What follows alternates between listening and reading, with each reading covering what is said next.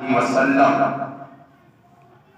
شب معراج درجات عالیہ اور مراتب رفیعہ پر فیض ہوئے تو اللہ عز و جل نے خطاب فرمایا، بڑے پیارے ہی انداز میں خطاب فرمایا کہ اے محمد صلی اللہ علیہ وآلہ وسلم، یہ فضیلت و شرف میں نے تمہیں کیوں عطا کیا ہے، باقی انبیاء کو کیوں نہیں دیا؟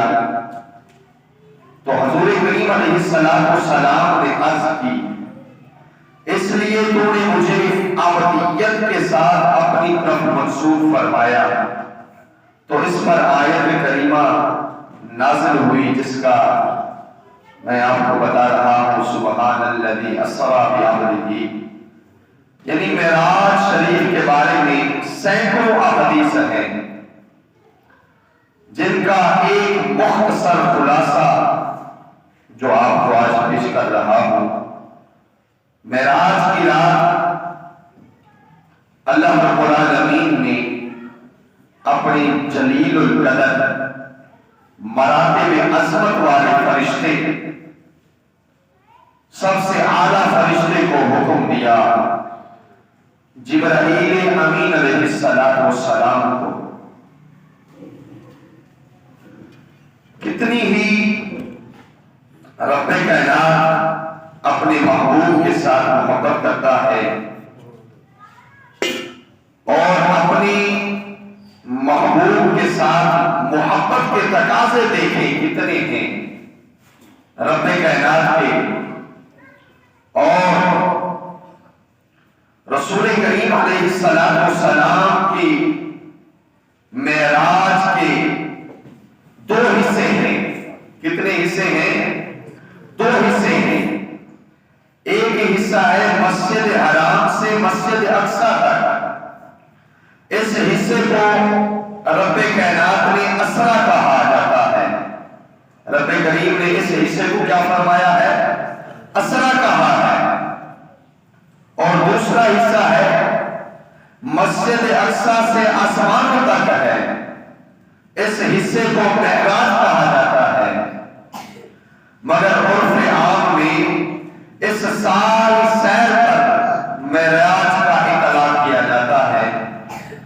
تو حضرت خواجہ نظام الدین دہلوی رحمۃ اللہ تعالی علیہ فرماتے ہیں کہ مسجد اقصی سے مسجد حرام سے مسجد اقصی تک کی سیر، اس کو اسرا کہا ہے، اور مسجد اقصی سے آسمانوں تک کی سیر کا نام معراج ہے، اور آسمانوں سے مقام کعبہ حسین تک کی سیر کا نام اعراج ہے۔ تو عزیزان گرامی، میرے آقا علیہ السلام کو یہ معراج حالت بیداری اور جسمانی ہوئی ہے۔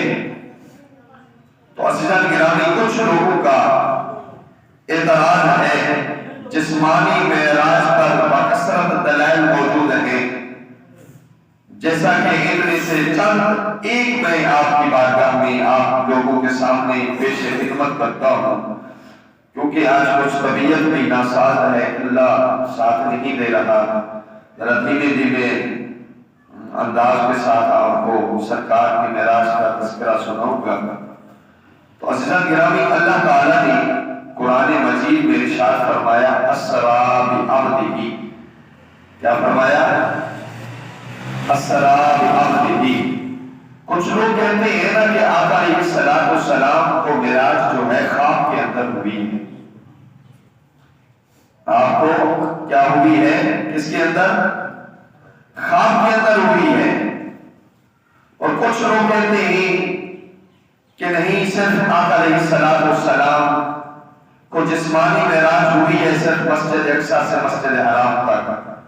اور یہ کیسے ممکن ہو سکتا ہے کہ میرے آقا علیہ السلام معراج پر آسمانوں کی سیر کی ہو؟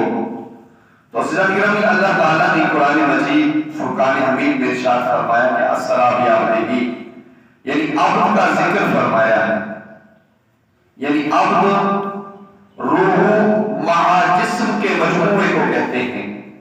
بندہ اس کو کہتے ہیں جس کے اندر جسم بھی ہو اور اس کے اندر روح بھی ہو، اس کو آدمی اور عبد کہا جاتا ہے۔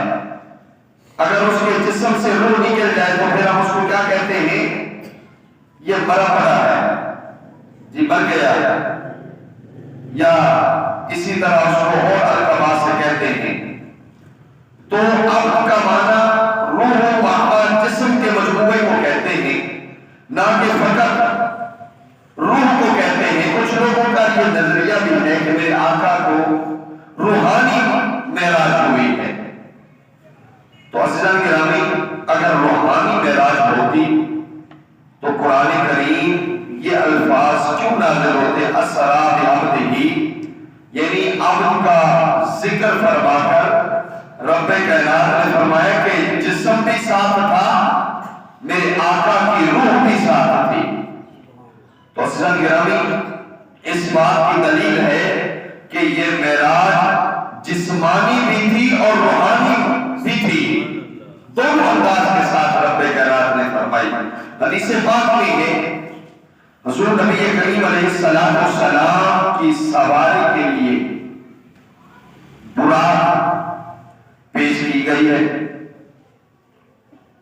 جس پر آپ سوار ہو کر معراج پر تشریف لے گئے، اور براق کا سواری کے لیے پیش کیا جانا، سواری کا پیش کیا جانا اس بات کی بھی دلیل ہے کہ معراج جسمانی تھی، کیونکہ براق ایک چوپایا ہے اور اس پر جسم سوار ہوتا ہے، نہ کہ کبھی یہ تو نہیں دیکھا کہ گھوڑے کے اوپر، خچر کے اوپر یا کوئی اور سواری کے اوپر کسی انسان کی روح کو سوار کیا جائے، کبھی دیکھا ہے؟